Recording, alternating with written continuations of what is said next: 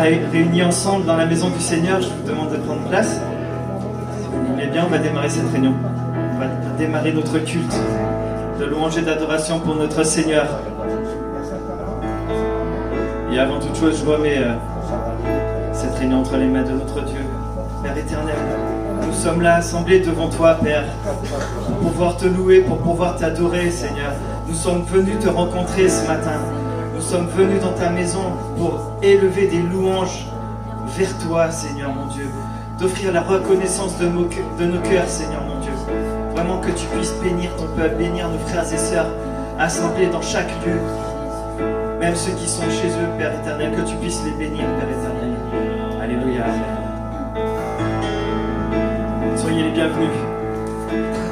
On va démarrer sans plus tarder avec ce chant qui dit: louez Dieu pour sa grandeur, notre Dieu est grand, il est incomparable, il est tout puissant, son amour est illimité. Amen. Les bontés du Seigneur n'ont pas de fin.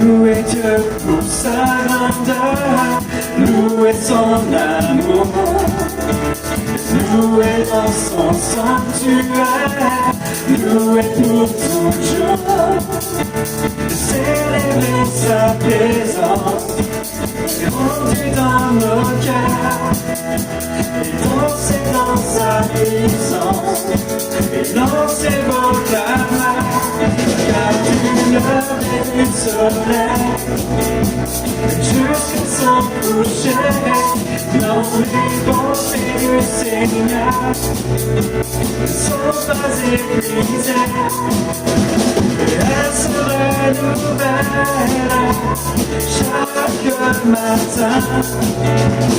Bontés du Seigneur n'ont pas de fin. Louez Dieu dans son saint lieu, louez dans les cieux, louez sa fidélité, louez à jamais, et chantez sa bienveillance, sa magnificence, et entrez dans ses paris avec reconnaissance, car du lever du soleil jusqu'à son coucher, dans les bontés du Seigneur ne sont pas épuisées, elles se renouvellent chaque matin. Les bontés du Seigneur n'ont pas de fin, et car du lever du soleil jusqu'à son coucher, dans les bontés du Seigneur ne sont pas épuisées, elles se renouvellent chaque matin. Les bontés du Seigneur n'ont pas de fin. Les bontés du Seigneur n'ont pas de fin. Les bontés du Seigneur n'ont pas de fin. Amen.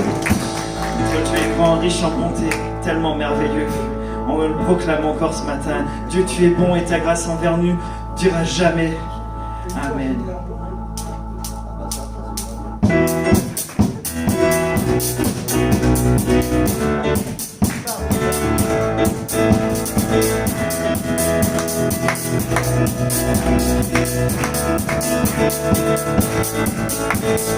Dieu, tu es bon et ta grâce envers nous durera jamais. Dieu, tu es bon et ta grâce envers nous durera jamais. Dieu, tu es bon et ta grâce envers nous durera jamais. Dieu, tu es bon et ta grâce envers nous durera jamais. tous les peuples de toutes les nations, de génération en génération, nous te louons. Alléluia, Alléluia, nous te louons, qui tu es. Nous te louons. Alléluia, Alléluia, nous te louons, qui tu es. Tu es bon.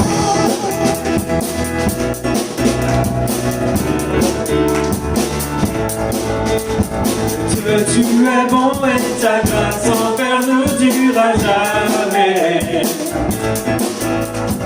Que tu es bon et ta grâce envers nous durera jamais. Bonne fois. Et que tu es bon et ta grâce envers nous durera jamais. Que tu es bon et ta grâce envers nous durera jamais. Tous les peuples de toutes les nations, de génération en génération, nous te louons. Alléluia, Alléluia, nous te louons, qui tu es. Nous te louons. Et Alléluia, Alléluia, nous te louons, qui tu es. Tu es bon.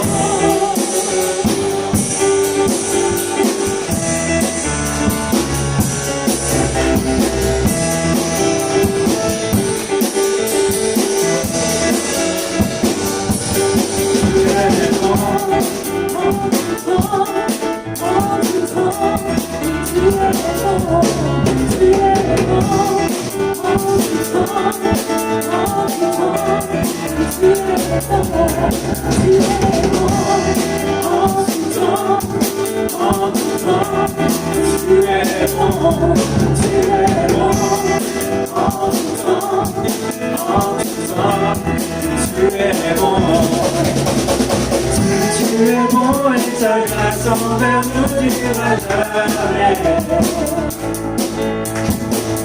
Tu es bon et ta grâce envers nous durera jamais. Nous les peuples de toutes les nations et de génération en génération, nous te louons. Alléluia, Alléluia, nous te louons, qui tu es. Nous te louons. Alléluia, Alléluia, nous te louons, qui tu es. Qui tu es. Qui tu es. Tu es bon.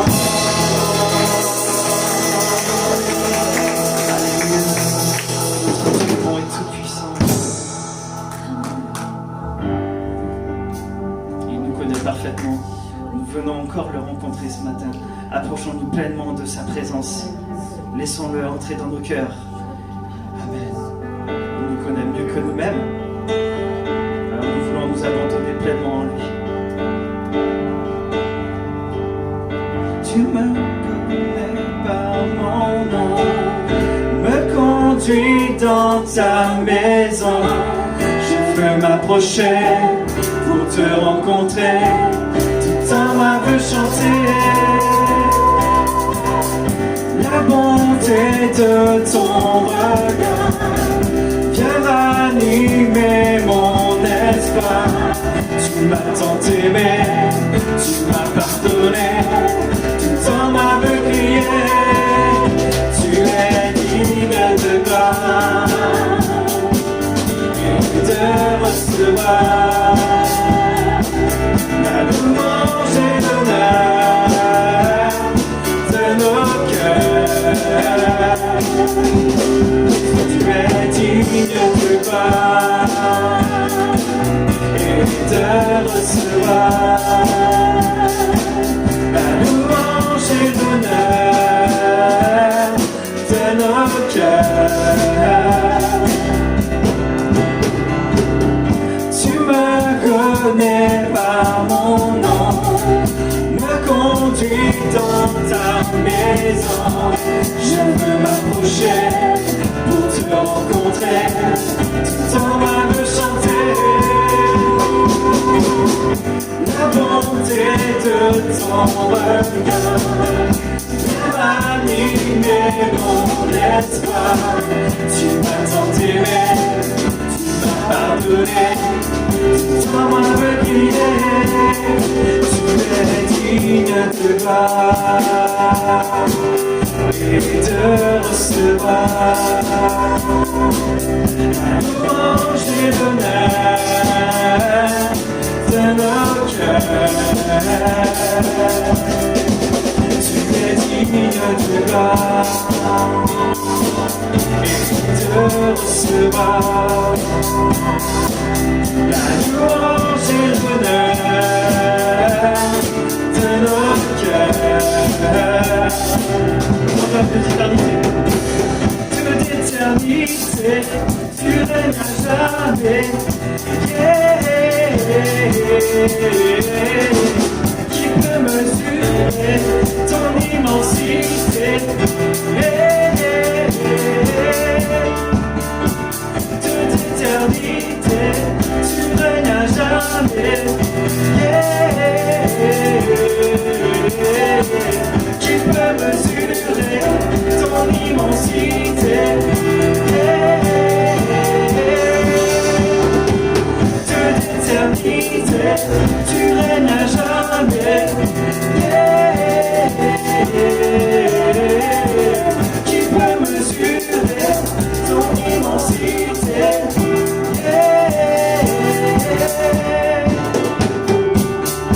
Tu es digne de gloire et de recevoir la louange et l'honneur de nos cœurs. Tu es digne de gloire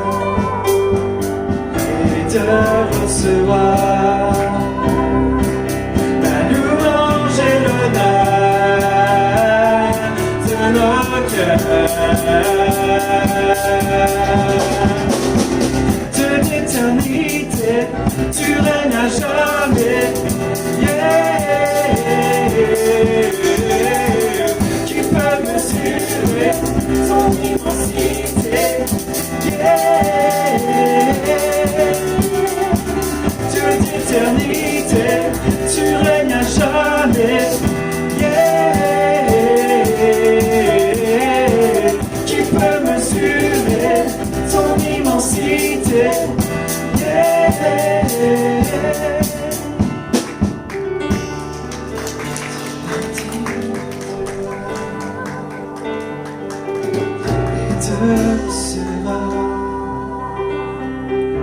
La louange et l'honneur de nos cœurs. Ce peuple chante. Tu es digne de gloire et de recevoir la louange et l'honneur de nos cœurs. C'est toi libre ce matin de louer ton Dieu dans ce saint lieu. Alléluia, amen. Mais Seigneur, tu es digne de gloire. Tu es digne de recevoir la louange de nos cœurs, Jésus. Car tu fais tant pour nous, Seigneur, mon Dieu. Alors merci, Seigneur Dieu. Merci pour ce que tu fais pour nos vies. Alléluia. À toi soit toute la gloire ce matin. Loue ton Dieu ce matin.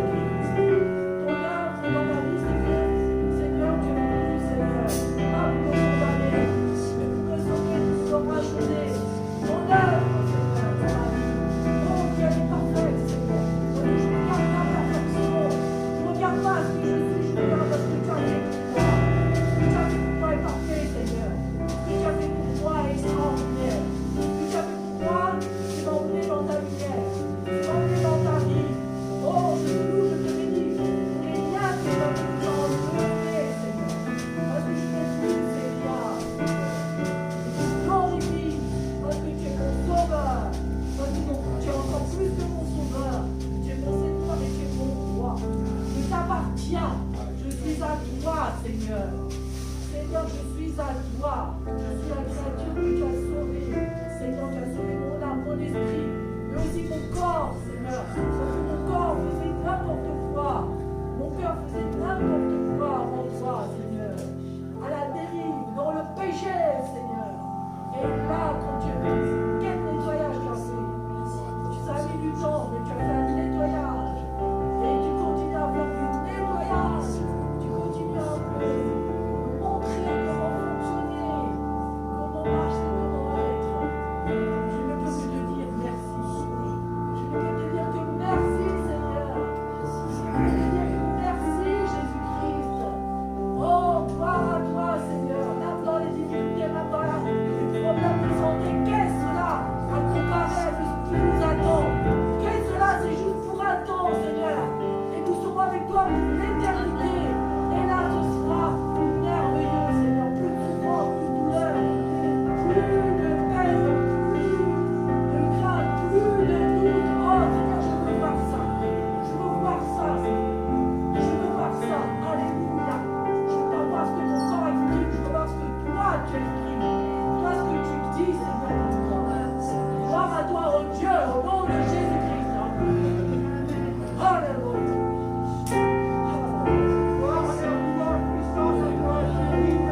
Seigneur, ce qui m'a plu dans tout ce que tu nous accordes, c'est ton amour inconditionnel pour nos vies. Oh Dieu, tu nous as donné ton Fils parce que tu savais, Seigneur, que Seigneur, nous sommes indignes et nous n'arrivons pas à être à la hauteur de ce que tu attends. Mais ce qui me réjouit, ô Père, c'est que tu es le Dieu saint, le Dieu de gloire, le Dieu créateur, le Dieu puissant, le Dieu grand, qui nous aime d'un amour d'un Père, d'un amour inconditionnel, qui n'a pas de condition. Et Seigneur, tu nous fais marcher de progrès en progrès. Chaque jour, tu nous fais marcher de progrès en progrès. Et Seigneur, ce qui me réjouit, c'est que la fin d'une chose vaut mieux que son commencement. Alors je te bénis, ô Dieu. Je me réjouis de ce que ta présence est parmi ton peuple ce matin, parmi ceux qui te cherchent de tout leur cœur, parmi ceux qui cherchent ta face, cherchent ta bonté, cherchent ta douceur, cherchent le pardon, la guérison. Seigneur, nous sommes indignes, mais tu nous rends dignes en Jésus-Christ. Et ce matin, je me réjouis du sang versé. Je me réjouis de la croix du calvaire, parce que mon Seigneur a tout supporté. Parce que mon Seigneur est l'agneau de Dieu. L'agneau qui a vaincu le monde, qui a vaincu les ténèbres. Et que ce matin, mon chant soit un chant de victoire pour mon Seigneur et mon Dieu.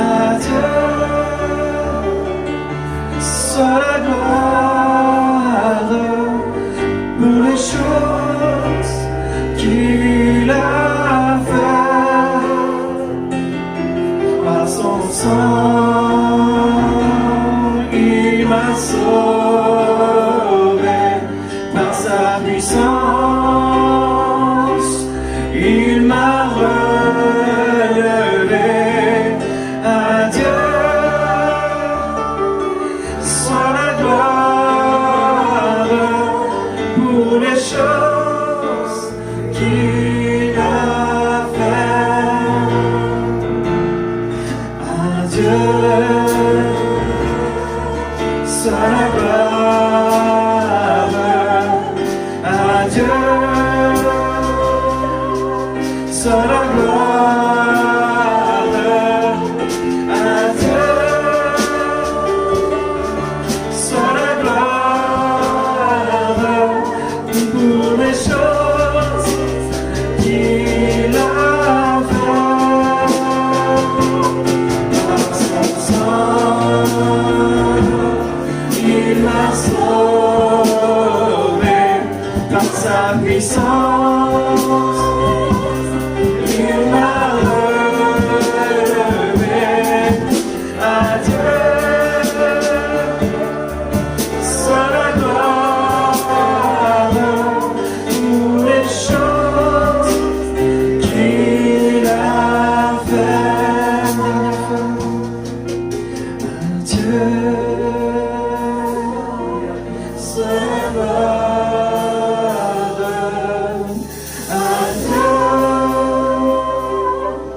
soit la gloire, à Dieu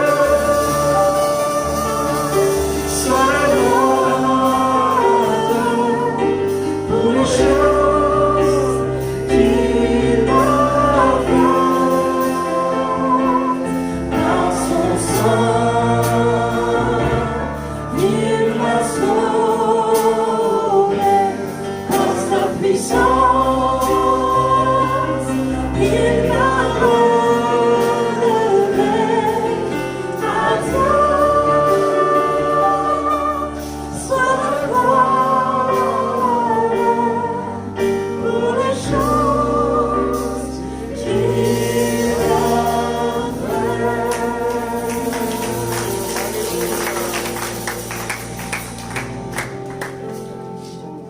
Amen. Voilà, bonjour mes frères et mes sœurs. Bonjour à tous ceux qui nous regardent par rapport à la vidéo, notre site internet addbourges.com. Que le Seigneur vous bénisse ensemble et que le Seigneur nous bénisse ce matin dans sa maison. Alléluia. Amen.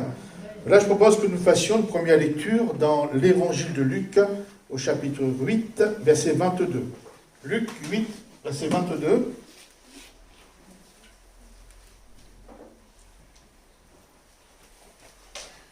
Donc, je rappelle que ce matin, nous avons aussi culte à Saint-Amand et à Vierzon dans nos deux annexes.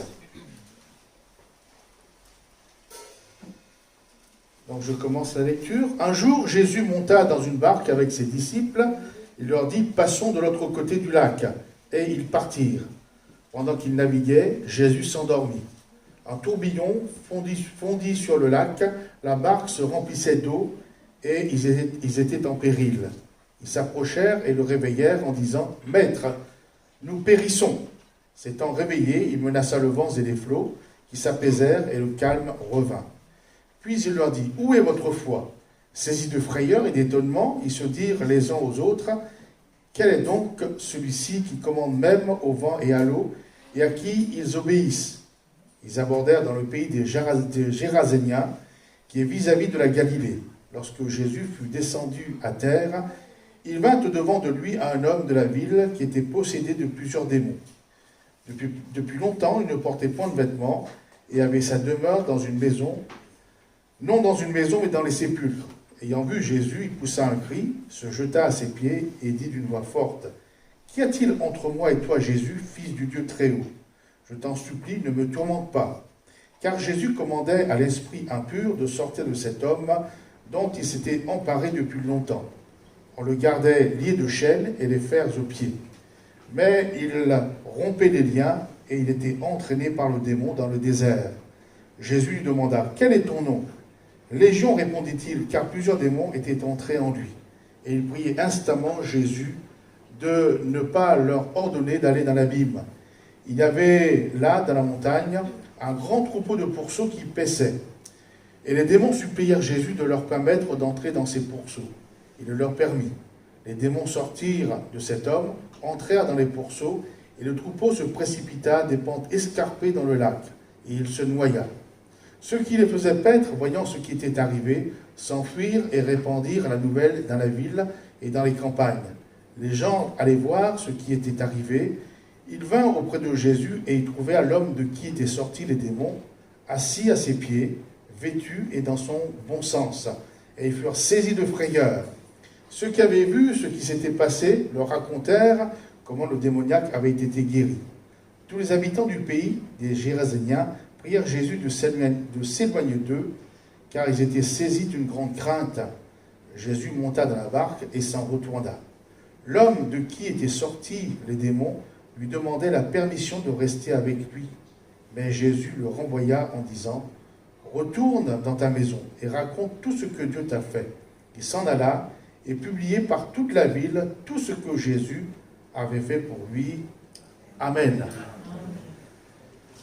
Ce récit de la venue de Jésus dans le pays des Géraséniens est un peu le raccourci de l'histoire de sa venue sur notre terre, il y a presque 2000 ans, il y a plus de 2000 ans plutôt.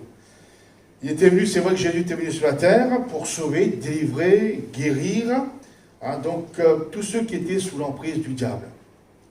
Ce que Jésus a trouvé en arrivant dans cette localité, donc verset 27, il dit « Lorsque Jésus fut descendu à terre, il vint au-devant de lui un homme de la ville qui était possédé de plusieurs démons. » Et comme il y a plus de 2000 ans, l'état et la condition de l'homme en général n'est pas différent de l'homme de notre texte.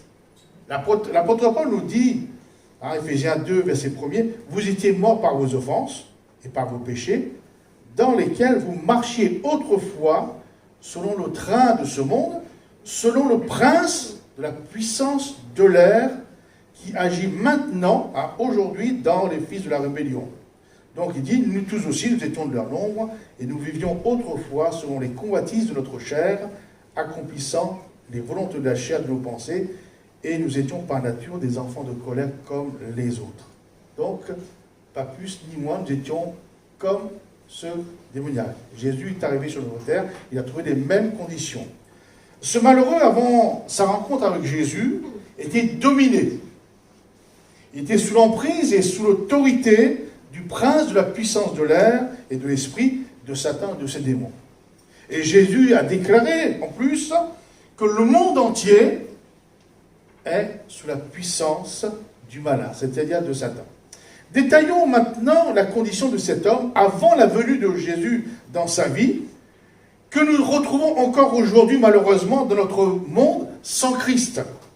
Il est dit que cet homme, sous la puissance du malin, ne portait point de vêtements. C'est rigolo, hein? Il avait certainement inventé une mode. C'est vrai que ça ne coûtait pas cher, mais pas de lavage ni de nettoyage. Mais là, donc, vivait sans vêtements, il était nu. Qu'est-ce que cela veut dire aujourd'hui? Ça veut dire que toute sa nature charnelle primait.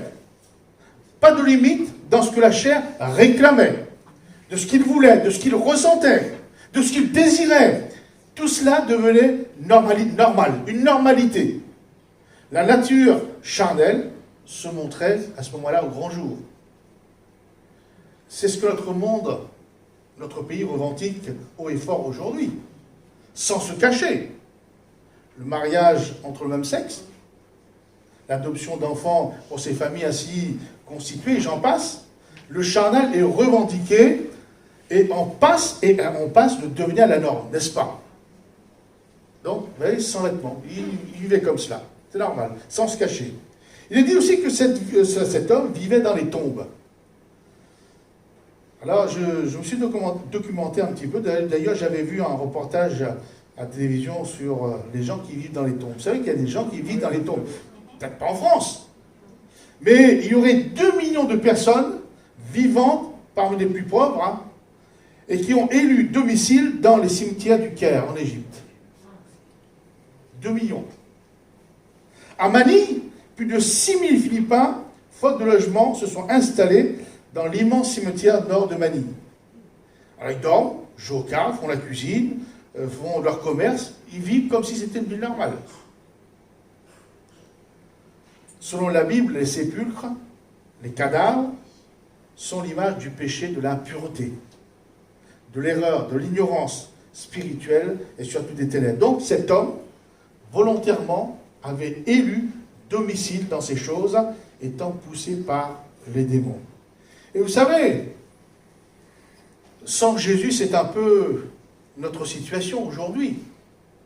D'ailleurs, l'évangile de Matthieu nous dit que avant l'arrivée de Jésus en Palestine, il dit « Ce peuple était assis dans les ténèbres. Mais il a vu une grande lumière, et sur ceux qui étaient assis dans la région de l'ombre de la mort, la lumière s'est levée. » Donc, vous voyez, nous vivons, l'homme vit dans les ténèbres sans Jésus. Marc, l'évangile de Marc, au chapitre 5, on ne va pas le lire, ajoute que cet homme se meurtrissait avec des pierres.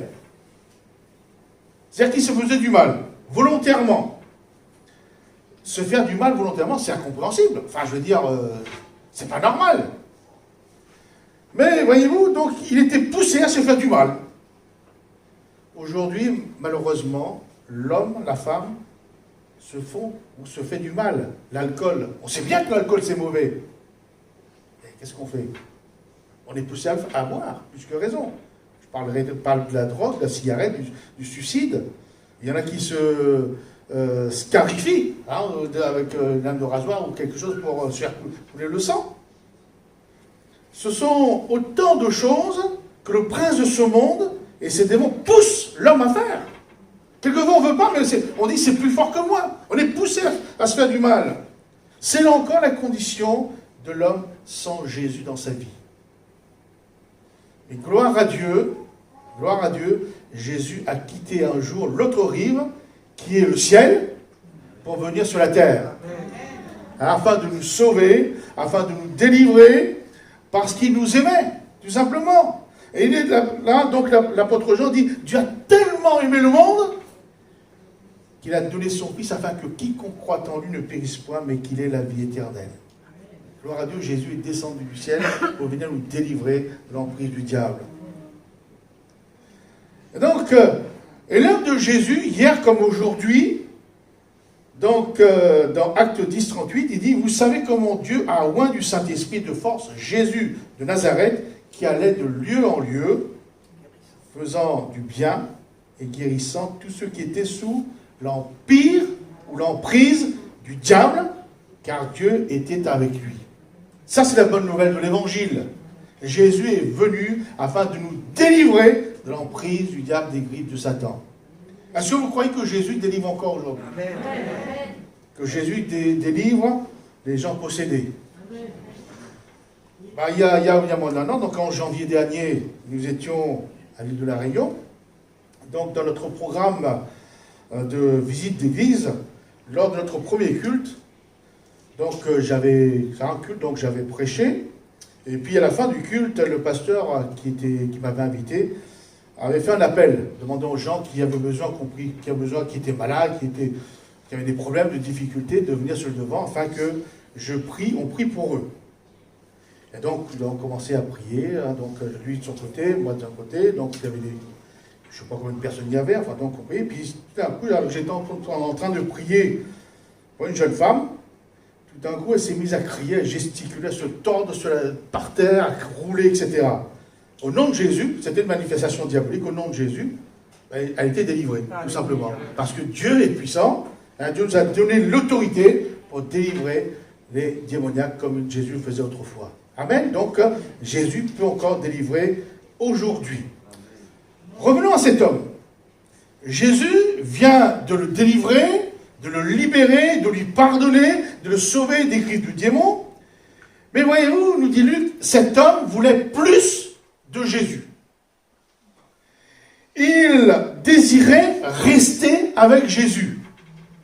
Il désirait vivre une expérience plus grande, plus profonde avec Jésus, en plus de sa libération, et je crois qu'il a eu raison.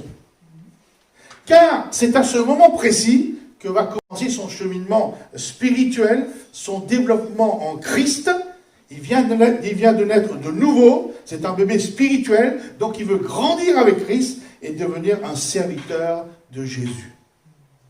Mes frères, mes sœurs, chers amis, vous qui commencez peut-être seulement à marcher avec le Seigneur, nous pouvons découvrir dans ce texte les bases de la vie chrétienne.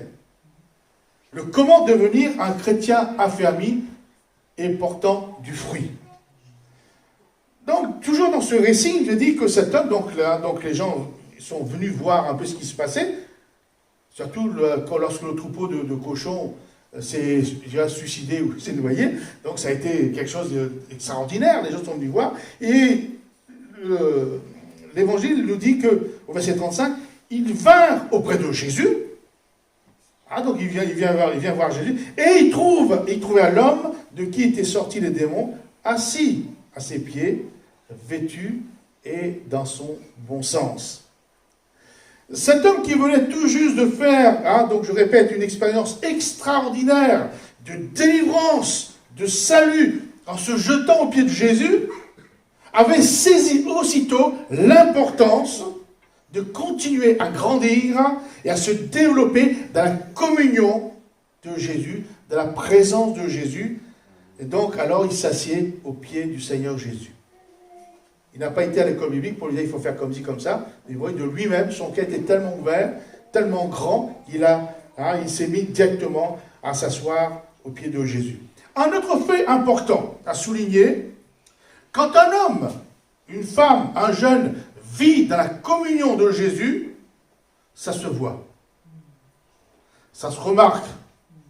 Pour cet homme, ce sont des gens de sa ville, des voisins, des connaissances, de la famille, les disciples qui se sont rendus compte de sa transformation. Il dit, il était assis, vêtu, et dans son bon sens. C'est pas lui dire, regardez, je suis vêtu maintenant, je suis équilibré. Non, ce sont les gens qui ont dit. Et donc, voyez, lorsque quelqu'un vit dans la communion du Seigneur, vit dans sa présence, cela se voit. N'oublions pas que la première fois que les chrétiens, les gens, les disciples qui suivaient Jésus ont été appelés chrétiens, c'était à Antioche.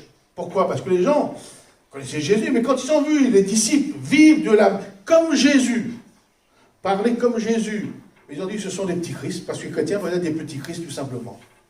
Donc vous voyez, c'est pas nous de dire nous sommes chrétiens, mais les gens quand ils nous regardent vivre, si nous vivons dans la communion du Seigneur, ils disent mais il y a quelque chose qui ne va pas. C'est eux qui disent nous sommes différents des autres.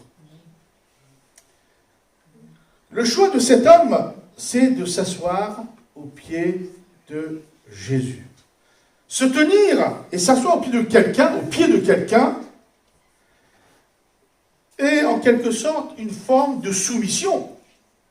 On s'assoit quand vous asseyez avec quelqu'un, vous asseyez à la chaise au même niveau.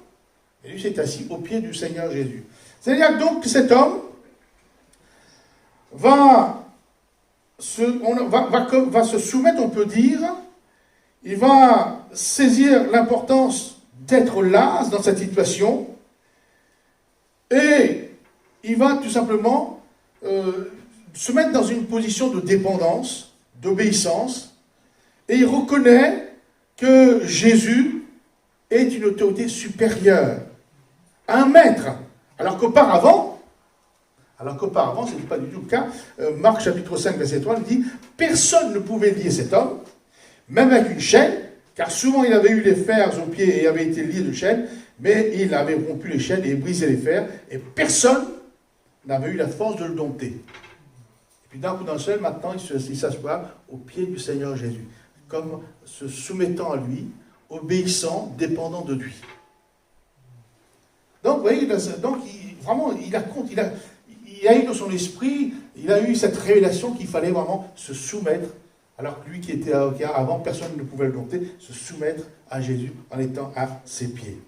S'asseoir, c'est prendre du temps avec quelqu'un, c'est jouir de sa communion, et tant sa présence fait du bien. En général, quand on est pressé, on n'a pas envie d'en là, c'est le bonjour, et puis on essaye de...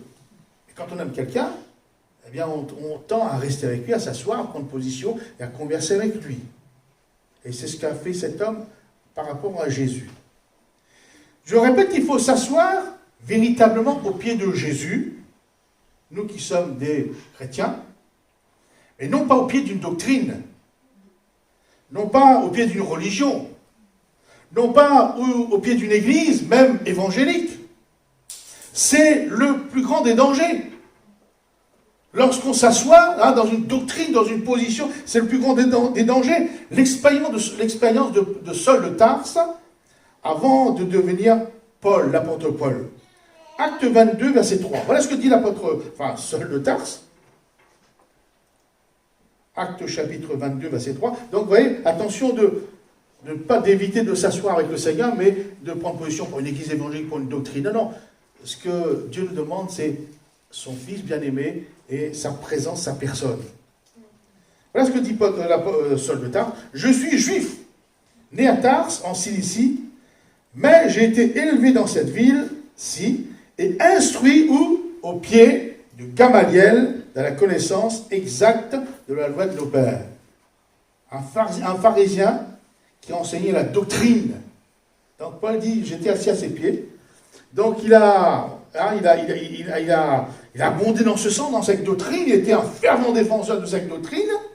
Et voyez-vous, qu'est-ce qu'il est devenu en adorant une doctrine, en étant ancré dans cette doctrine? Acte chapitre 9, verset 1er.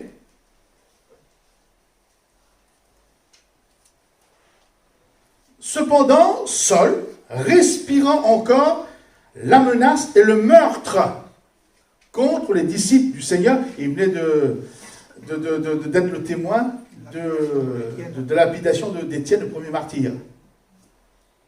Donc il dit, respirant encore la menace et le meurtre contre les disciples du Seigneur, se rendit chez le souverain sacrificateur et lui demanda des lettres pour les synagogues de Damas, afin que s'il trouvait des partisans de la nouvelle doctrine, donc les chrétiens, hommes et femmes, il les amena liés à Jérusalem. Amen. Donc, le fait de s'asseoir, donc je parle de Saul de Tarse, de s'asseoir sur une doctrine, une théorie, la religion de ses pères, a engendré dans son cœur l'extrémiste. Vous ne voulez pas, il n'y avait qu'une seule religion, point. Le fanatisme, au point d'aller tuer, de vous faire tuer les chrétiens. Le sectarisme, l'absence de compassion et d'amour. Dieu était absent de ces choses. Donc, voyez-vous, mes frères et mes sœurs, il y a un danger lorsque on soutient l'église évangélique. C'est bien de soutenir l'église, mais avant toute chose, c'est d'être assis au pied du Seigneur Jésus. Amen. Cet homme au pied de Jésus a reçu la libération, parce que dès le départ, lorsqu'il va voir Jésus, il va aller se jeter à ses pieds. Et en réalité, il va recevoir la délivrance, la libération. Donc il y a quand même beaucoup de bénéfices de venir au pied du Seigneur. Cet homme au pied de Jésus, donc ce sont les gens qui vont dire, était vêtu. Avant sa rencontre avec Jésus, je l'ai dit, il était nu, mais nu aux yeux de Dieu. Parce que lorsqu'on est nu, spirituellement parlant, c'est-à-dire qu'on est nu aux yeux de Dieu à cause du péché. Et c'est ce que nous étions tous autrefois, avant d'être pardonnés, avant d'être lavés, avant d'être revêtus du vêtement de la justice de Jésus, oui ou non? Et d'ailleurs, l'homme et la femme ont toujours essayé de passer outre le sacrifice de Jésus, a toujours essayé de s'habiller avec sa propre force. Regardez ce qui s'est passé à l'origine dans le jardin d'Éden. Genèse, chapitre 3, verset 7. Genèse, chapitre 3, verset 7. Alors, Adam et Ève, après avoir désobéi, après avoir laissé le péché entrer dans leur vie, alors ils entendirent la voix de l'Éternel Dieu qui parcourait le jardin vers le soir, et l'homme et sa femme se cachèrent loin de la face de l'Éternel, au milieu des arbres du jardin. Les yeux de l'un et de l'autre s'ouvrirent, ils connurent qu'ils étaient nus, et ayant cousu des feuilles de figuier, ils s'en firent des ceintures. Amen. Par leur désobéissance, Adam et Ève, nos premiers parents, se retrouvent nus. Alors ils essayent de se créer un vêtement. Alors je ne sais pas si c'était Ève qui a commencé en premier, on dit que la femme aime bien coudre, mais quoique, on ne sait pas, hein, peut-être qu'aussi Adam. Hein.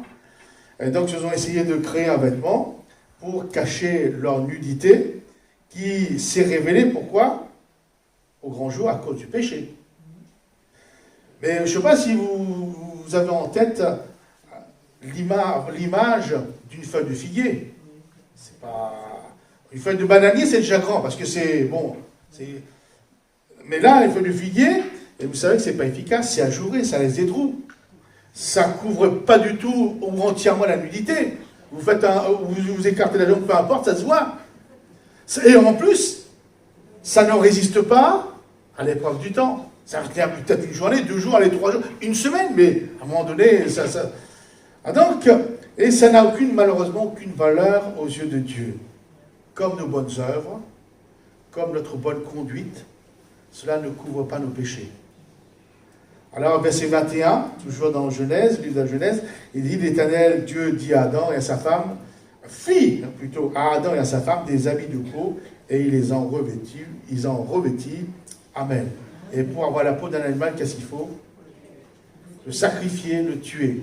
Donc c'est là l'image, l'emblème du sacrifice de Jésus, qui est mort, dont son sang a coulé, pour que nous soyons couverts, notre nudité soit couverte, notre péché soit couvert par son sacrifice. Amen. Donc cet homme gérasénien, en s'asseyant au pied de Jésus, d'un point de vue spirituel, a été vêtu, habillé du vêtement de justice aux yeux de Dieu. Amen. Et l'apôtre Paul ajoute, vous, tous qui avez été baptisés, normalement quand on est baptisé, on est disciples de Christ, on vit dans sa présence, on est assis à ses pieds. Hein, vous qui avez été baptisés, vous avez revêtu Christ. Nous sommes revêtus de Christ. Donc Dieu nous voit, il ne voit pas notre nudité. Amen. À force de fréquenter une personne, à force d'être en sa compagnie, on finit par en être influencé. C'est pas comme ça? Et de le ressembler, cette personne. Alors si c'est des parents, c'est encore mieux. Hein. De toute façon, vos enfants vous ressemblent tous d'une manière. Chaque enfant a une qualité des parents. Parce qu'il a grandi, pour lui c'est la norme. Et c'est tout à fait normal. Le monde dit d'ailleurs, qui s'assemble, ça ressemble. Hein. Donc là, quand vous avez des copains qui font, je sais pas, du rock, etc., vous avez tout un groupe de rock. Donc vous savez, donc qui s'assemble, se ressemble. Nous, puisque nous sommes en Christ, nous assemblons au nom de Jésus, nous sommes en Christ, nous rassemblons avec Christ, maintenant on doit ressembler à Christ. Et l'apôtre Paul, Romains chapitre 13, verset 14, nous dit ceci, « Revêtez-vous du Seigneur Jésus », là encore, à force d'être habitué, donc on est revêtu du Seigneur Jésus, et n'ayez pas soin de la chair pour en satisfaire les convoitises. Amen. Et d'ailleurs, Jésus, j'ai dit il y a 15 jours à peu près, que le prince de ce monde vient et il n'a rien en moi. Même pas un soupçon, un poil de soupçon. Hein, l'ennemi n'a rien en Jésus. Donc, nous qui fréquentons Jésus, qui vivons dans sa présence, dans sa communion, à ce moment-là, nous sommes revêtus de lui et nous ne prenons pas soin de la chair. Ou alors, Colossiens chapitre 3, verset 12, hein, être revêtu, bien sûr, hein, pour notre salut, mais aussi, il y a aussi les sentiments de Christ, la nature de Christ. Tout cela, nous allons recevoir ses habits dans sa communion uniquement. Colossiens 3,12. Ainsi donc, comme des élus de Dieu, saints et bien-aimés, revêtez-vous d'entrailles de miséricorde. Revêtez-vous de bonté, revêtez-vous d'humilité, revêtez-vous de douceur, revêtez-vous de patience, supportez-vous les uns les autres, et si l'un a sujet de se plaindre de l'autre, pardonnez-vous réciproquement, de même que Christ vous a pardonné, pardonnez-vous aussi, mais par-dessus toutes ces choses, revêtez-vous de l'amour, de la charité, qui est le lien de la perfection. Amen. Donc, toutes ces qualités qui sont la nature de Christ, nous sont données lorsque nous sommes assis au pied du Seigneur Jésus par le Saint-Esprit. Et ça s'appelle le fruit de l'Esprit. La douceur, la bonté, la patience, l'amour, ce sont les fruits de l'Esprit. Les fruits de l'Esprit, nous le recevons bien sûr par le Seigneur Jésus. Se tenir au pied de Jésus, c'est tout un programme pour le chrétien. Et c'est bénéfique.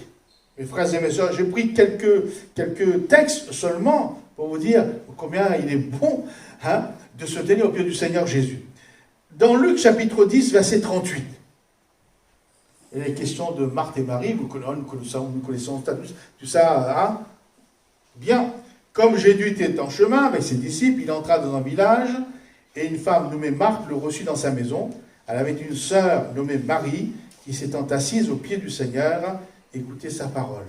Il y en a qui préfèrent rester au pied du Seigneur pour écouter sa parole, être assis au pied de Jésus pour l'écouter, apprendre de lui, comme le disciple apprend au pied de son maître. C'est formidable. Et Jésus dira à Marthe, plutôt, que c'était une bonne part. Aujourd'hui, là, c'est un bon plan. Ouais, parce qu'il y a une soeur qui n'est pas contente, dit, moi je fais tout le travail, alors que l'autre elle est assise au pied de Jésus. Mais Jésus dira, parce qu'en langage moderne, oui, mais c'est un bon plan pour Marthe. Et mes frères et mes sœurs, c'est un bon plan. C'est une bonne part. On peut aussi lire dans Jean 11, 32,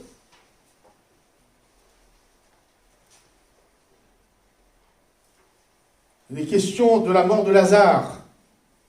Lazare va tomber malade, les sœurs vont envoyer quelqu'un dire à Jésus, celui que tu aimes est malade, viens rapidement. Jésus va prendre du temps, mais il savait ce qu'il allait faire. Donc arrivant, bien sûr, entre deux, Lazare est décédé. Et Jésus va arriver en retard, entre guillemets, mais Jésus n'est jamais en retard, il est toujours à point nommé. Mais lorsque Marie fut arrivée là où était Jésus et qu'elle le vit, elle tomba à ses pieds, voyez-vous, et lui dit, Seigneur, si tu eusses été ici, mon frère ne serait pas mort. Jésus, la voyant pleurer, elle et les Juifs qui étaient venus avec elle, frémit à son esprit et fut tout ému. Mais nous savons, nous, que, en réalité, Marie est tombée au pied de Jésus parce qu'elle souffrait, parce qu'elle venait de perdre son frère. Elle avait besoin, en réalité, au pied de Jésus, elle voulait retrouver un réconfort, une délivrance. Dans le deuil, et d'ailleurs nous aussi lorsque nous sommes en difficulté, encore plus lorsque nous sommes en difficulté, c'est au pied du Seigneur Jésus. Et vous savez combien Jésus a répondu, non seulement en la réconfortant, mais tout simplement en ressuscitant Lazare. Et quelquefois, vous savez, donc dans mes visites pastorales, dans l'expérience que j'ai, les gens justement, lorsqu'ils sont les frères, les sœurs, lorsqu'ils sont en pleine difficulté, c'est là qu'ils délaissent la présence de Jésus. C'est là qu'il délaisse l'Église. C'est là qu'il délaisse la parole. Et c'est dommage. Parce que justement, Marie nous apprend, les gens nous apprennent que Marie a fait le contraire. Et elle a reçu plus qu'un réconfort, plus qu'une consolation. Elle a reçu vraiment l'exaucement de sa prière. On peut aussi voir Jean chapitre 12, verset 1er.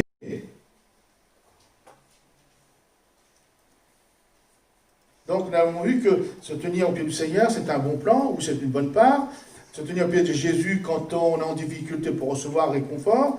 Et là maintenant, 6 jours avant la Pâque, Jésus arriva à Béthanie où était Lazare, qui avait ressuscité des morts. Là, on lui fit un souper, Marthe servait, et Lazare était un de ceux qui se trouvaient à table avec lui. Marie, ayant pris une livre d'un parfum de nard pur, de grand prix, oignit les pieds de Jésus, et elle lui essuya les pieds avec ses cheveux, et la maison fut remplie de l'odeur du parfum. Amen. Et là, nous voyons Marie apporter au pied du Seigneur son offrande, sa louange, sa reconnaissance, cette action, vous voyez, donc, elle a tellement le cœur plein d'amour pour Jésus, donc elle va passer à ses pieds. Alors, loin de parfum qui coûtait une fortune, il n'y avait pas encore de marque à cette époque-là, mais c'était du vrai. Et cette action de Marie, de donner ce qui était précieux, coûteux à Jésus, n'avait pas plu à Judas. D'ailleurs, comme aujourd'hui, certains ne comprennent pas qu'on puisse donner autant à Dieu. Sa vie, son argent, sa dîme, son temps. Mais déjà, à cette époque, Jésus avait donné raison à Marie. Et non pas à Judas. En disant, elle a fait ce qu'elle a pu. Vous savez, lorsqu'on fait ce qu'on peut, c'est bien pour le Seigneur. Parce que le Seigneur regarde notre cœur. Et c'est bien, bien sûr, ce qu'on ne peut pas donner, on ne peut pas donner parce qu'on n'a pas. On va donner, mais elle a vu que Marie avait donné ce qu'elle a pu. Et il dit, elle a d'avance embaumé mon corps parce que Jésus allait mourir quelque temps après. Donc, être assis au pied du Seigneur. C'est tout un programme d'être dans sa présence. Mais vous voyez, donc, je verrai tout à l'heure avec vous le dernier point, que certains confondent mysticisme, c'est-à-dire on ne fait plus rien, on reste qu'au pied du Seigneur Jésus. Mais la Bible est équilibrée. Le Seigneur nous donne une vie équilibrée. Nous verrons ça tout à l'heure. Cet homme, assis au pied du Seigneur Jésus, dit, les gens de son village, de sa ville, il était dans son bon sens. Dans son bon sens. Dans le passé, avant sa rencontre avec Jésus, il n'y avait pas plus de déséquilibré que lui. D'ailleurs, il vivait dans les sépulcres, lieu de mort, lieu d'impureté. Il était entraîné dans les déserts, stérile. Je ne pense pas qu'aujourd'hui, on veuille habiter dans les déserts. Ben lui, il était entraîné dans les déserts, là où il a la stérilité, la sécheresse, et il se meurtrissait avec des pierres, donc il faisait du mal lui-même. Donc, c'est un déséquilibre, c'est un extrême. Les excès font du mal au corps. Que vous passiez une journée dans le désert pour voir ce qui se passe, pour voir, c'est toujours bien. Mais y habiter, on n'irait pas habiter là quand même. Donc oui, il y a un extrême, il est déséquilibré cet homme. Pour le chrétien, lorsqu'il a fait une réelle expérience avec Jésus, son manque d'équilibré qu'il avait autrefois, son manque de sagesse qu'il avait autrefois, disparaît s'il se met au pied du Seigneur Jésus. Ça ne peut pas être autrement. On ne peut pas être chrétien et tout en restant dans une vie de déséquilibre, d'extrême. L'apôtre Pierre, 1 Pierre chapitre 4, verset 3. 1 Pierre chapitre 4, verset 3. C'est assez en effet d'avoir dans le temps passé, oui, accompli la volonté des païens, en marchant dans la dissolution, les convoitises, l'ivrognerie, les excès, voilà, nous avons des déséquilibres, du manger, du boire, et les idolâtries criminelles. Ainsi trouve-t-il étrange que vous ne vous précipitiez pas avec eux dans le même débordement. C'est un excès aussi de débauche, et ils vous calomnient. Verset 7, la fin de toute chose est proche. Soyez donc sages et sobres pour vaquer à la prière. Amen. Donc, être chrétien implique de notre part de la sagesse de notre conduite. Dans le monde, bien sûr, dans la manière de diriger notre maison, nos enfants, dans les rapports avec le monde, le travail, les relations. L'apôtre Jacques dit qu'il faut tout simplement demander à Dieu la sagesse d'en haut, la sagesse de Dieu, et il le donne. D'ailleurs, si quelqu'un d'entre vous manque de sagesse, qu'il la demande à Dieu, qui donne à tous simplement, sans reproche, et elle lui sera donnée. Donc, vous voyez, donc nous avons une porte de sortie, de ne pas dire, je suis chrétien, je vis toujours, j'appartiens à Christ, mais j'ai une vie de désordre. Je suis déséquilibré. C'est pas possible. Alors, vous savez comme quoi la parole est pleine de sagesse, et pleine de puissance, puisque, donc, si nous manquons de sagesse, demandons à Dieu qui donne à tous simplement, sans reproche. Et Jésus, par son esprit, nous accorde l'équilibre. J'aime bien cette exhortation que Paul donne à son jeune stagiaire Timothée. 2 Timothée, chapitre 1er, verset 7. Deuxième épître de Paul à Timothée, chapitre 1er, verset 7. Voilà ce que dit l'apôtre Paul. Car ce n'est pas un esprit de timidité que Dieu nous a donné. Regardez bien quel genre d'esprit nous a donné. Un esprit de force et d'amour. On a l'impression que c'est deux extrêmes, la force et l'amour. En général, on a du mal à considérer parce que voilà, la force c'est brutal, puis l'amour c'est doux. Et heureusement, Paul parle au Saint-Esprit et de sagesse. La sagesse pour concilier la force et l'amour. Ni trop de force, trop de brutalité, ni non plus sous couvert d'amour, on laisse tout faire. Donc, vous voyez, donc le chrétien, assis au pied du Seigneur Jésus, ne peut plus vivre comme auparavant, dans l'extrême, dans des extrêmes, dans le désordre, dans le déséquilibre. Je termine. Cet homme se sentait tellement bien au pied de Jésus qu'il désirait y demeurer pour toujours. Ah, c'est fort. Mais c'est comme l'apôtre Pierre, lorsqu'il descendait de la montagne, il avait vu Jésus transfiguré, il avait entendu la voix de Dieu, il avait vu Moïse, etc. Seigneur, il est bon que nous soyons ici. Dressons ici 3 tentes, des tentes. oui, tellement bien. Mais je dis toujours, attention, la Bible, Dieu est un Dieu d'équilibre. Donc, verset 38, l'homme de qui étaient sortis les démons demandait la permission à Jésus de rester avec lui. Mais Jésus le renvoya en disant, retourne dans ta maison, raconte tout ce que Dieu t'a fait. Il s'en alla et publia par toute la Bible tout ce que Jésus avait fait pour lui. Amen. Être assis aux pieds de Jésus ne doit pas faire de nous des contemplatifs, des mystiques. Parce qu'on essaye toujours de faire deux clans, le clan des Marie et des Marthe. Alors, il y en a qui sont actifs pour le Seigneur, qui vont dehors, qui vont faire des activités, et puis là, qui va rester au Seigneur, devant le Seigneur. Non, au pied du Seigneur Jésus. Non. Cet homme est resté un certain temps au pied du Seigneur Jésus. Il a pris des forces, il a été enseigné, il a été béni, enrichi. Maintenant, il faut qu'il soit actif. Il devienne des témoins dans son environnement, des actifs qui portent du fruit. Et c'est ce que Jésus voulait dire. Maintenant, c'est bien. Il faut rester au pied du Seigneur Jésus. Puis à un certain moment, il faut aller au dehors pour porter du fruit. Amen. C'est bien souvent, on sait, soit on est actif, soit on est contemplatif. Non, c'est tout un ensemble équilibré. Ainsi, cet homme est allé jusqu'au bout de sa démarche avec Jésus. Cet homme est allé jusqu'au bout de son expérience avec Jésus. Cet homme est allé jusqu'à l'aboutissement du service pour Jésus. C'est un véritable croyant, un chrétien authentique qui nous dit aujourd'hui qu'en demeurant au pied de Jésus, tout est possible. Est-ce que vous croyez, mes frères et mes sœurs? Tout est possible. Mais, surtout dans ce temps de confinement, moi je dis, si on est au pied du Seigneur Jésus, Jésus peut nous guider, nous donner la sagesse pour vivre, non pas pour faire des écarts, mais pour vivre comme il le faut. Dans le monde, dans le travail, mais aussi pour l'Église. Amen.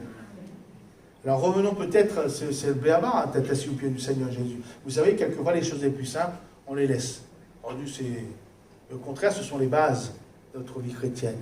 Alors que le Seigneur nous bénisse ensemble ce matin et qu'il nous attire à nouveau dans sa présence, dans sa communion.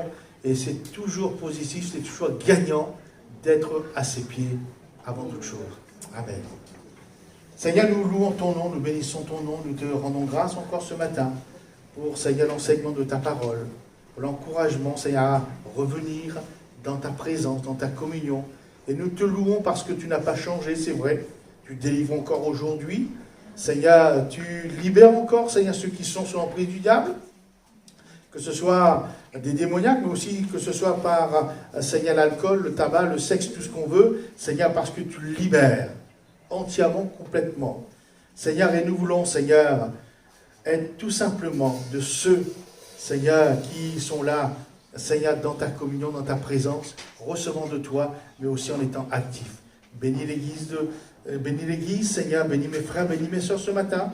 Seigneur, que cette nourriture, Seigneur, porte du fruit dans leur vie, dans leur cœur, et aussi les fortifie dans le nom de Jésus. Amen. Voilà pour le service de la scène, c'est notre frère, que je lise mon papier, Michel Gauthier, Jean-Paul Philippot et Samuel Goria.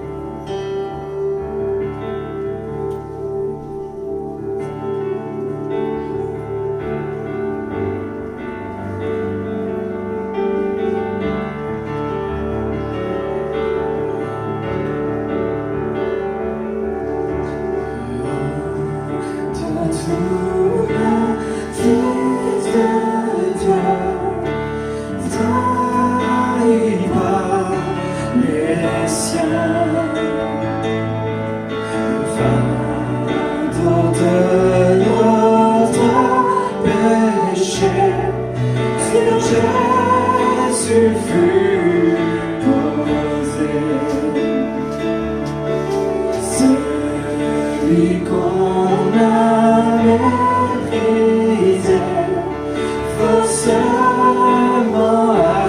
accusé. Le ciel meurtri et humilié, d'épines couronnées. Oh, cette croix, la rédemption, où ton sang coula pour moi. Que mon âme s'écrie, Alléluia, gloire et honneur à toi seul. Venu du ciel sur la terre, pour nous réconcilier, pour acheter et pardonner ceux qui l'ont crucifié. Oh, cette croix, ma rédemption, où ton sang coule pour moi.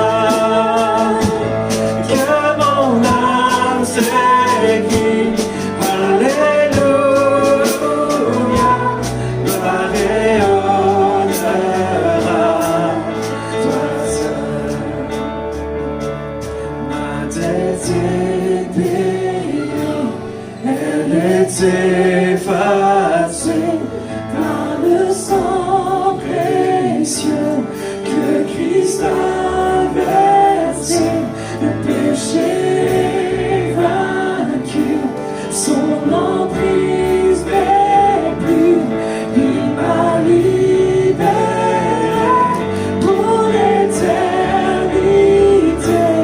Ma dette est payée, elle est effacée par le sang précieux que Christ a versé. Le péché est vaincu, son emprise n'est plus. Il m'a libéré pour l'éternité. Oh, cette croix, ma rédemption, où ton sang coule pour moi. Que mon âme s'écrie, Alléluia, gloire et honneur à toi seul. La pierre a été roulée, on voit le temps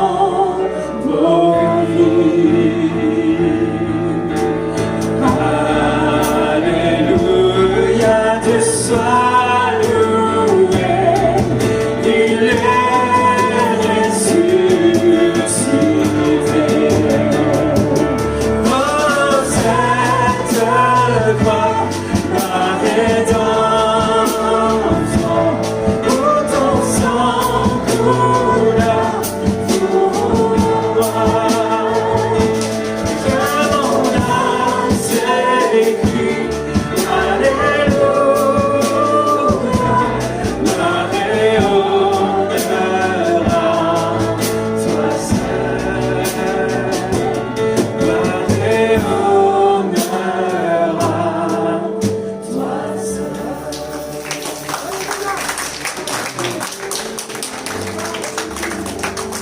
Gloire au Seigneur. Quelques versets de l'évangile de Marc. Pendant qu'ils étaient à table et qu'ils mangeaient, il se passe beaucoup de choses dans ce repas de Pâques avec Jésus.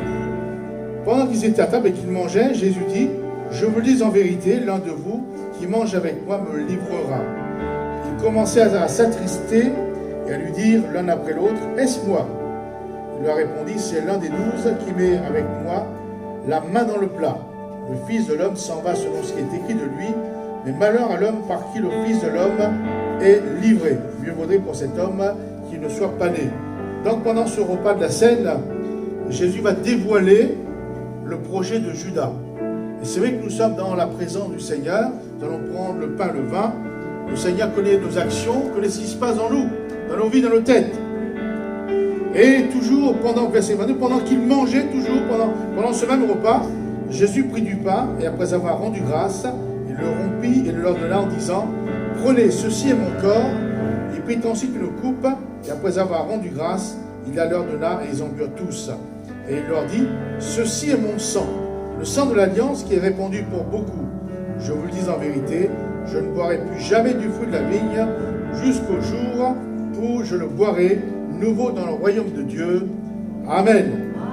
Alors, au début du repas, Christ va dévoiler le péché. La deuxième partie du repas, il va parler de pardon. C'est formidable, non?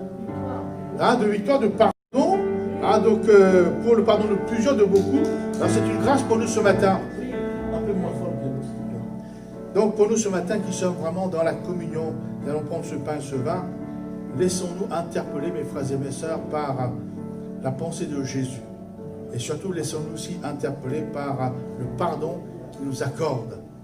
Et nous pouvons que le bénir, que le louer de ce qu'un jour il est venu dans notre propre vie, nous délivrer comme il a fait, comme je l'ai dit tout à l'heure avec cet homme. Et il peut le faire encore aujourd'hui pour ceux qui s'approchent de lui. Et là, je demandais à notre frère Philippot de bénir les éléments de la scène. Oui, merci Père Céleste pour ton amour. Quel privilège nous avons d'être admis dans ta présence, Seigneur. Merci de bénir ces saints éléments, parce que tu as tout accompli à la fois pour nous. Dans le nom de Jésus-Christ. Amen. Alléluia Seigneur. Amen. Voilà, nous pouvons nous lever pour prendre ce pain et ce vin. Nous qui sommes baptisés par immersion. Nous qui avons demandé pardon au Seigneur pour nos péchés. Donc nous pouvons nous lever et prendre cette coupe comme une coupe de bénédiction ce matin. Et bien sûr, nous continuons à louer notre Dieu, louer le Seigneur pour tant de merveilles qu'il a fait dans notre vie. Nous sommes maintenant les gens de sa maison. Nous sommes maintenant fils et filles du Dieu vivant et vrai.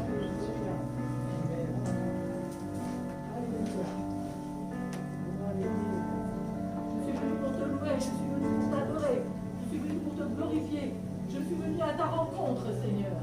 C'est pour vraiment, Seigneur, se mettre avec toi, Seigneur, être avec toi, Seigneur, participer, Seigneur, à ce que tu as vécu, Seigneur. Je suis venu, Seigneur, c'est pour entendre ta parole, c'est pour entendre ta vérité. Seigneur, c'est pour recevoir des bénédictions de ta part. Seigneur, je te loue, je te bénis, parce que vraiment, tu es présent au milieu de nous. Oui, tu es là, Seigneur. Et j'adore ta présence, je loue ta présence, je honore ta présence. Oui, tu es au milieu de nous, par ton Esprit Saint, que nous honorons cette présence, que nous nous réjouissons de cette présence, que nous nous émerveillons de cette présence, Seigneur. Que notre âme et notre esprit soient en éveil, Seigneur, soient en illumination de ta part, Seigneur, parce que tu as fait de grandes choses pour chacun de nous. Oui, louange et gloire à toi, Seigneur. Cette parole qui nous a été donnée bénéfique pour nous. Au nom de Jésus. Seigneur, je te remercie pour tout ce que tu as fait dans ma vie, Seigneur. Merci pour ta grâce, merci pour tout ce que tu sais, Seigneur. Je laisse, Seigneur, qui puisse nous aider dans ton nom, Seigneur, et de t'adorer. Tellement que tu es adorable, Seigneur. Tu es dans ma vie, tu es dans mon chemin, Seigneur. Et je me suis ton chemin, Seigneur, jusqu'au bout, Seigneur. Même s'il y a des moments où c'est dur, je sais que tu es avec moi chaque jour. Chaque jour, tu es dans mes pas. Chaque jour, tu es dans ma joie. Dans ma joie et je chante pour toi, Seigneur Jésus. Amen. Gloire à toi, Seigneur Jésus. Alléluia. Béni soit ton nom, Seigneur, nous voyons combien de fois ta parole est la vérité. Alléluia, Seigneur. Nous voyons combien de fois ta parole s'avance jour et nuit. Nous voyons combien de fois ta parole fait son effet. Seigneur, voilà pourquoi nous avons la ferme assurance de ce que tu nous as promis par ta parole. Nous allons, Seigneur, l'obtenir. Parce que ta parole se justifie nuit et jour dans ce monde entier où nous sommes, Seigneur. Parce que nous savons que tu es esprit et vie. Et que ce que tu dis ne retourne pas vers toi sans avoir accompli son effet. Nous l'expérimentons tous les jours de notre vie. Alors cela nous donne la force de persévérer en toi. Cela nous donne la force, Seigneur, d'être affermis encore à ta présence. Parce que nous savons que ce n'est pas en vain que nous t'appartenons. Et surtout que tu as été le premier à nous aimer. Et tu nous as rachetés d'un grand prix qui n'est point périssable. Alors ce matin, je suis dans l'assurance et je suis dans la force de t'appartenir. Oui, Seigneur, que tu es bon, tu es notre Père. Et tout ce que tu dis, Seigneur, nous croyons en toi. Parce que cela se justifie chaque jour. Alors, mon âme te bénit. Mon âme te dit merci pour tout ce que tu es pour moi et tout ce que tu continues à faire. Seigneur, merci de nous délivrer de cette maladie. Mes frères et moi, dans cette église, Seigneur, plus ça s'approche, plus ton amour surabonde et nous sommes renouvelés par ton sang. Alors, Seigneur, nous te bénissons ce matin pour ta fidélité et de ce que tu changes point dans nos vies. Alléluia, Sois Seigneur béni, Jésus. Père. Gloire à toi. Alléluia, Jésus, Honneur à Jésus. toi. Puissance à toi. Et nous espérons toujours avoir cette force de te suivre, et de te servir, de t'aimer, de t'obéir, d'être soumis à toi seul, Père. Merci. Amen. Voilà, pendant un cantique, pendant le temps des offrandes, c'est notre frère Michel Gauthier et Samuel qui sont de service.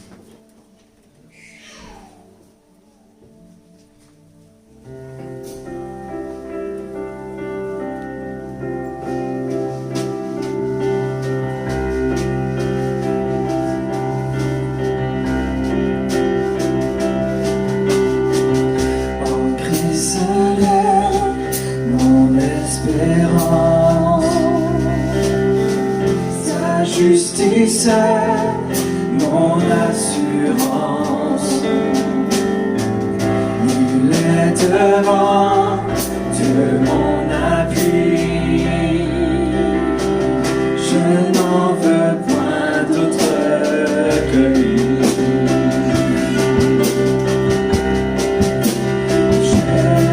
Jésus-Christ est mon rocher.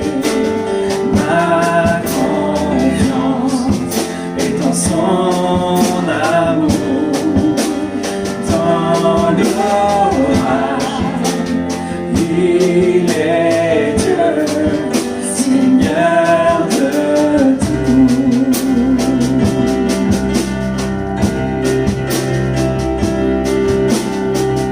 Lorsque sur moi s'abat l'orage,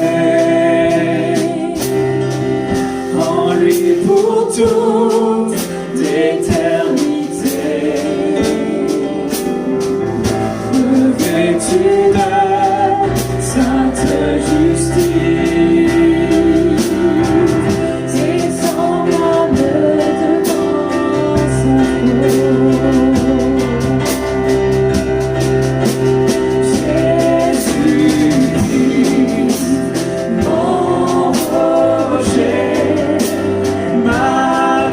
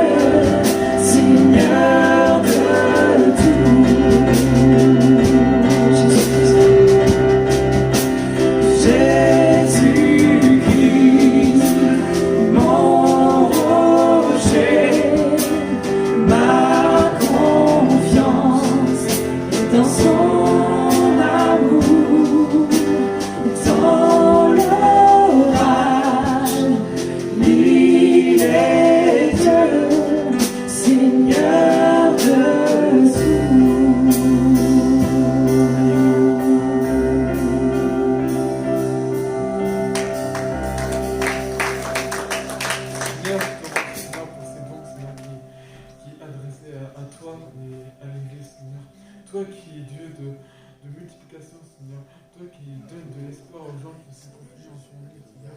Seigneur, je te bénis pour tout le monde qui est confiné à toi, Seigneur, à ta croix, Seigneur. Merci, alléluia, Seigneur. Alléluia, Seigneur, notre Dieu, notre Père. Amen. Donc, avant de terminer par un cantique, donc quelques annonces. Donc, dimanche prochain, donc, notre culte ici à Bourges à 10h avec nos frères de Vierzon et de Saint-Amand, puisqu'il y aura un culte en commun. Donc, sur notre site addbourges.com, donc mardi soir 19h, il y aura la retransmission du culte de Thiers, uniquement cette semaine. Que ça cette semaine, puisque la semaine prochaine, ce sera la semaine d'après plutôt. On y travaille déjà pour faire un culte de Noël le 24, donc avec des chants, une prédication. Donc voilà, on y travaille, donc on ne va pas tout faire à la fois. Donc nous nous retrouvons ici, mes frères et mes sœurs. Donc soyez fidèles d'être assis au pied du Seigneur, mais aussi de votre vie d'église. Une bénédiction de la part du Seigneur qui descende sur nos vies, sur nos cœurs. Pour le ménage, donc comme vous savez, je n'ai pas fait de planning cette année 2020. De toute façon, on va terminer comme ça. Peut-être même on va recommencer. Donc j'ai pensé à Catherine et à son frère Bernard et aussi Franck. Comme ça, tu pourras les prendre en voiture pour les amener. Donc il y aura juste la grande salle et les toilettes au fond. Et les entrées Oui, ben l'entrée, d'accord. Donc pour cette semaine. Donc on essaye de nettoyer comme de temps en temps, même si comme il n'y a pas qu'une seule réunion le dimanche, ça salit moins, bien sûr, qu'auparavant, mais il faut quand même, de temps en temps, nettoyer. Voilà, donc, on termine par un cantique. Sentez-vous libre de vous lever pour ce dernier chant. On proclame encore que notre Jésus est notre Seigneur. Amen.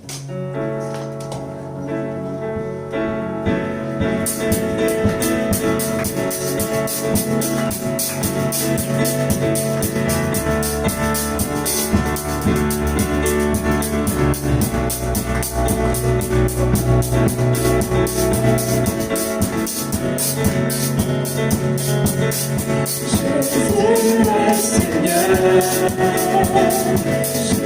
Seigneur,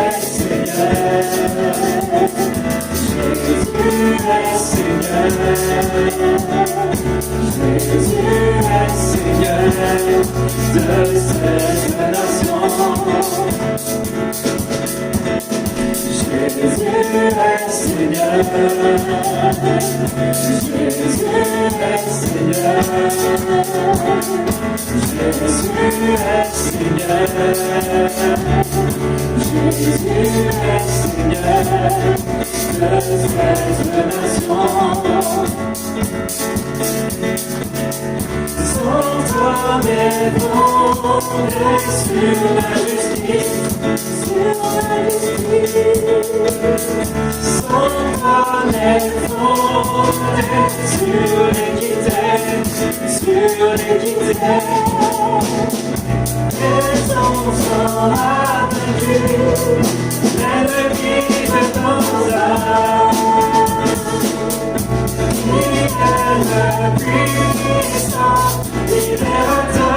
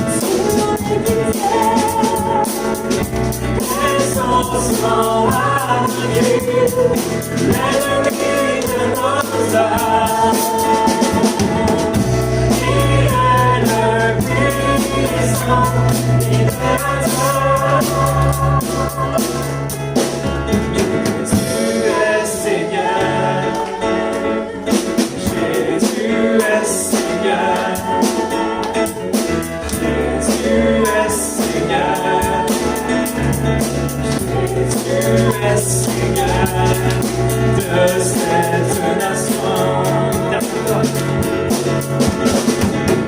Jésus est Seigneur. Jésus est Seigneur. Jésus est Seigneur. Jésus est Seigneur de cette nation. Que Dieu vous bénisse. Passez une bonne semaine.